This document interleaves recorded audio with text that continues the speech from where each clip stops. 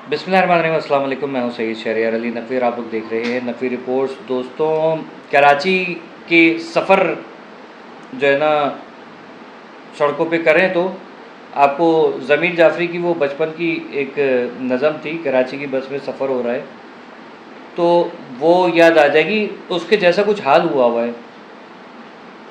सड़क का बुरा हशर, जगह जगह गड्ढे खड्डे और ऐसी बेतुकी बेसुरी सड़कें बनी हुई हैं कि आप सफ़र कीजिए तो ऐसा लगता है कि जैसे मतलब कोई बहुत ज़बरदस्त गाना चल रहा है और आप किसी अम्यूज़मेंट पार्क में जो है वो राइड ले रहे हैं। हिल हिल के थक गए शकीरा की तरह तशरीफ़ इधर उधर हो रही है कि ना वो हिप्नोटाइज गाना था ना, वो याद आ गया कि हम वो कर रहे हैं। हम लोग सारे शकीर हैं। कमर का दर्द कराची में आपको आम मिलेगा।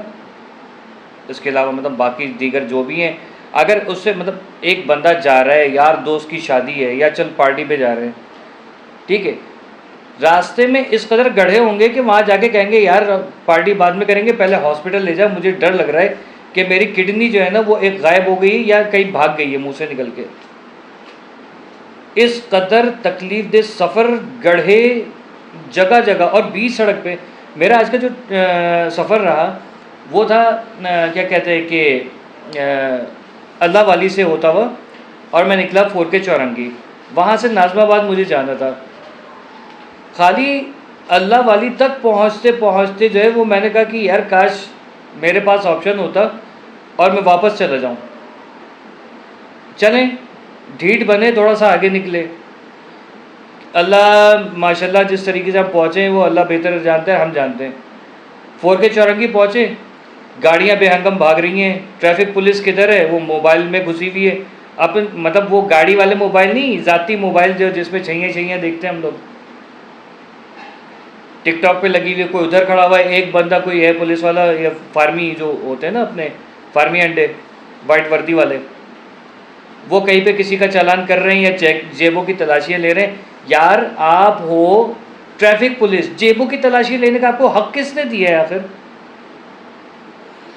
किसी को, आवाम को भी नहीं पता है। अच्छा, आवाम डरती है, पता है क्यों? क्योंकि दूसरे जो आसपास से गुजर रहे होते हैं ना, अबे हमारा थोड़ी हो रहा है, भागने दे, भूतनी वाले को फंसने दे। लोग खड़े हो जाएंगे, भाई आप ट्रैफिक पुलिस हो, जेबों पे हाथ क्यों मार रहे हो आप? गाड़ी की पॉकेट्स क्यों तलाश कर रहे हो आप? ट्रैफिक पुलिस का काम ये है। कागजात देखिए, कागजात मुकम्मल हैं, आपके नाम पर हैं या जिसके नाम पर हैं उससे आपके पास अथॉरिटी है कि नहीं है?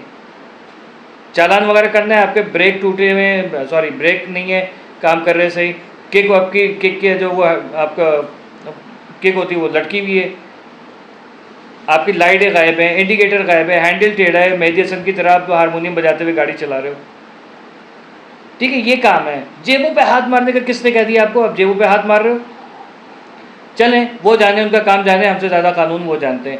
अच्छा जी, फोर के चौरंगी से ज़रा रुख कीजिएगा वहाँ का अपना पावर हाउस चौरंगी तक का।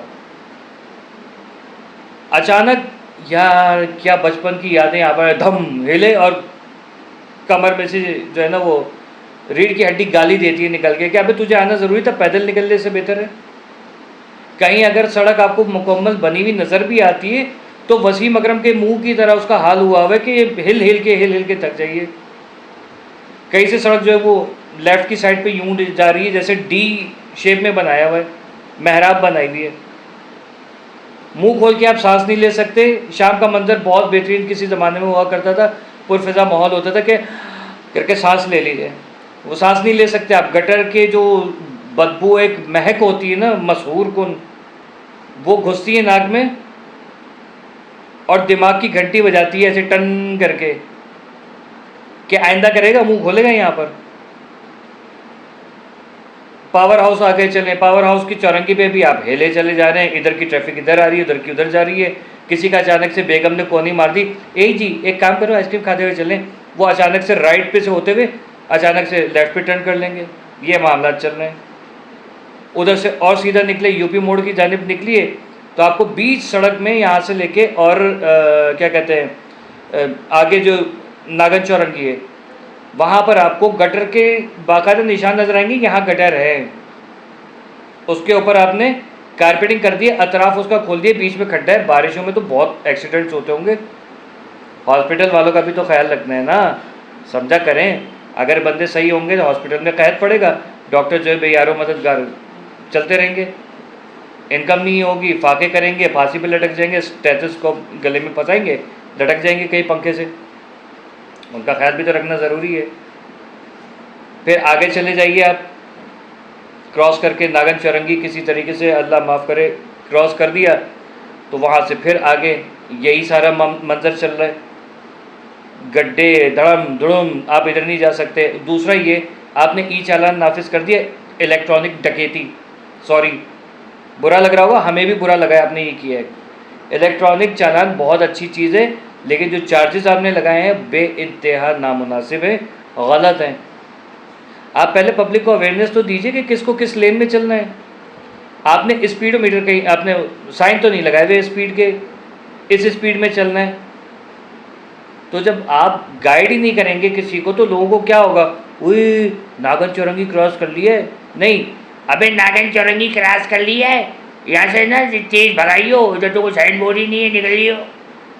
ये करेंगे क्या? आपने किसी भी जगह सिग्नल तो है ही नहीं, नागन चौरंगी क्या, नाजमाबाद तक आपको कहीं पे जाके एक सिग्नल नज़र आएगा, उससे आगे कोई सिग्नल है ही नहीं, उससे पहले कोई सिग्नल नहीं है। ठीक है, अच्छा जाए, अब दिल किया हमने कहा चलो यार एक काम करते, ज़रा सरीना की तरफ चलते हैं। अचानक से जो है वो वहाँ आगे का हाल देगा, गड्ढे, उससे पहले खुले गटर, नाले खुले हुए।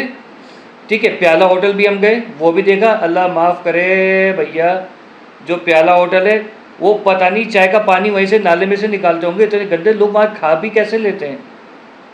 लोग बीमार नहीं पड़ेंगे तो क्या, पहले आप अपना इंफ्रास्ट्रक्चर सही कीजिए, पहले आप इन चीज़ों पे ध्यान दीजिए, फिर आप ये चालान कर दीजिएगा।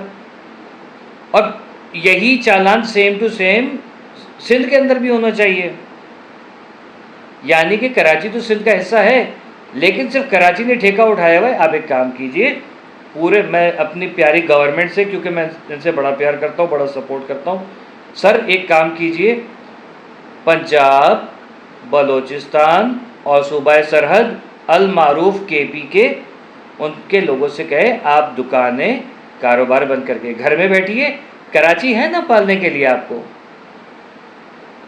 ये क्या, ये चालान आपने जो यहाँ पर नाफिज किए वहाँ पर हैं नहीं। बिजली के बिल जो हम लोग यहाँ पर जिस रेट पे जो है वो आपसे ख़रीद रहे हैं, मतलब ख़रीद क्या रहे हैं, हम लोग इस्तेमाल कर रहे हैं, और उस पर सेल्स टैक्स भी हम ही दें, इस्तेमाल भी हम करें और सेल्स टैक्स भी हम ही दें, ये बहुत अजीब बात है। ठीक है, क्या ये आप बाकी सूबों से ये ले रहे हैं? वो बेचारी किसी बच्ची की शादी थी, दुल्हन बनने के लिए जा रही थी पार्लर में। पार्लर में जब वो गाड़ी से उतरी है तो कमर पकड़ के उतरी है वो, कि इतने शदीद झटके आए इसको गाड़ी में, रास्ता पूरा हिली। या तो ऐसा कीजिए कि वो गाड़ियाँ यहाँ चलवा दीजिए जो सतह ज़मीन से तकरीबन 2.5-3 फीट जो है वो ऊपर उड़ती हों, तो फिर हमें ये खड्डे बर्दाश्त हैं। छोटा मासूम बच्चा तक जो है वो यहाँ पर रो रहा होता है कि किधर लेकर आ गए, कौन सी सज़ा है, कमबख्त चांद पे पहुँचा दिए क्या।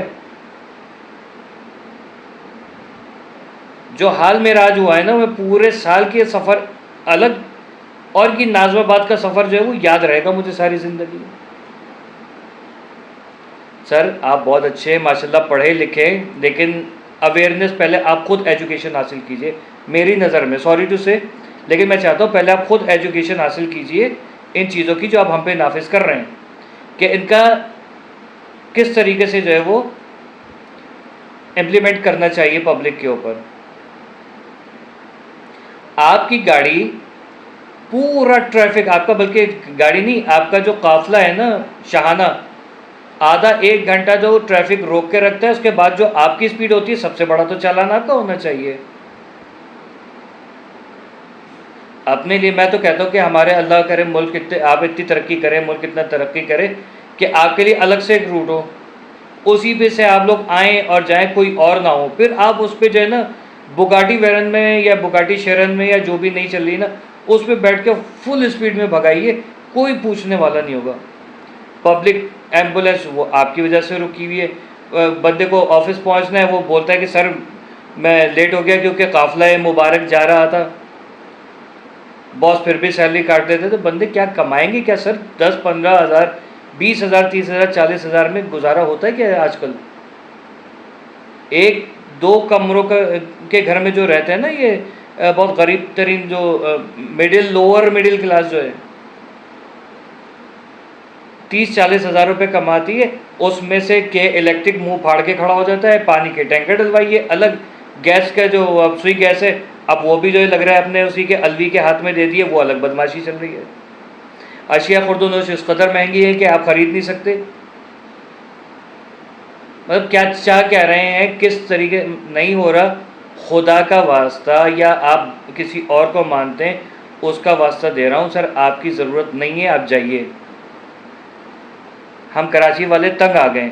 नहीं अच्छा ठीक है, नहीं अल्ताफ़ हुसैन भी नहीं चाहिए, ठीक है, आफाक भी नहीं चाहिए, कोई ऐसा चाहिए। आप यहाँ पर आर्मी को रख दीजिए, ठीक है, आर्मी के हक़ में हूँ मैं, आर्मी का निज़ाम है यहाँ पर, वही कुछ कर सकती है, वरना आप लोगों में दम नहीं है।